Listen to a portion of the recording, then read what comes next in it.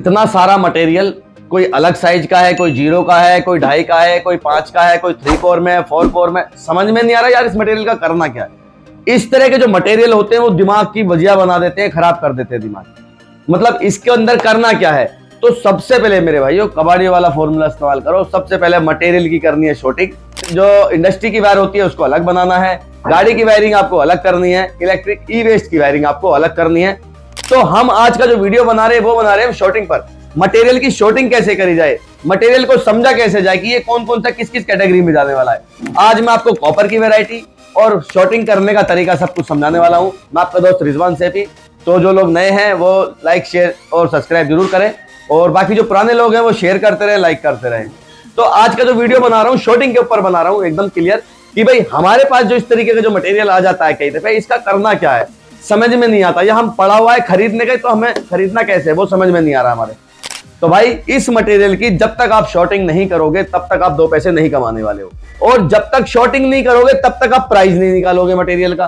तो शॉर्टिंग करने के जो तरीके हैं आज मैं आपको समझाने वाला हूं कि किस तरीके से आपको अलग अलग करना है। हमेशा जो कचरा मटेरियल होता है, जो इलेक्ट्रॉनिक ई वेस्ट वगैरह का जो होता है, उसको हमेशा एक अलग कैटेगरी बनाए।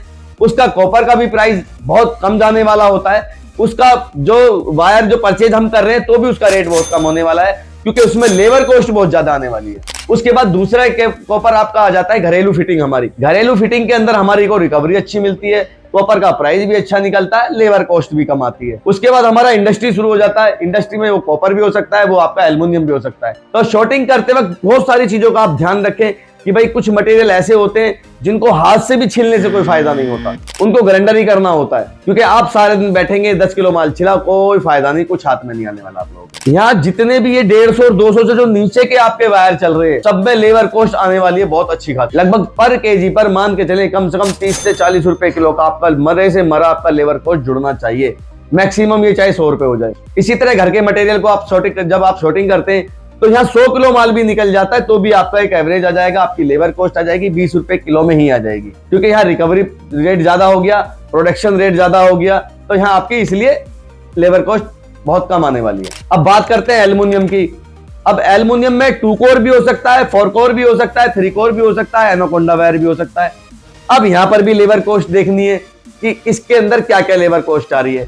अगर हम बारीक दड़े की बात करें, 2 कोर का, 3 कोर का जो छोटा लेवल का चलता है, आर्मर 2 कोर में आ गया, ये सब दड़े का मटेरियल आ जाता है। इसके अंदर एल्युमिनियम की जो रिकवरी है बहुत कम है और लेबर कॉस्ट बहुत ज्यादा है, क्योंकि जब भी हम किसी वायर की रिसाइकलिंग करते हैं हमें सिंगल कोर है, 2 कोर है, 3 कोर है, 4 कोर देखना होता है। जितने कोर ज्यादा होंगे उतनी बार वो मशीन में ज्यादा चलेगा, एक ही बार में क्लियर नहीं होगा। जब सिंगल कोर का माल होगा तो एक ही बार में काट डाला, क्लियर हो गया। तो यहाँ लेबर कॉस्ट बहुत थोड़ी सी आ गई हमारी। तो इस बातों का ध्यान रखना है जब भी हम मटेरियल परचेज करेंगे, उस टाइम पर हम शॉर्टिंग करेंगे माइंड से, फिर हम घर ला करके उसकी शॉर्टिंग करेंगे, उसको अलग अलग कैटेगरी में बनाएंगे, अलग अलग कैटेगरी में बनाने के बाद हम इसको रिसाइकलिंग करेंगे। अगली वीडियो में फिर से कुछ आप लोगों के लिए नया लेकर के आऊंगा। तब तक के लिए शुक्रिया, धन्यवाद, जय हिंद।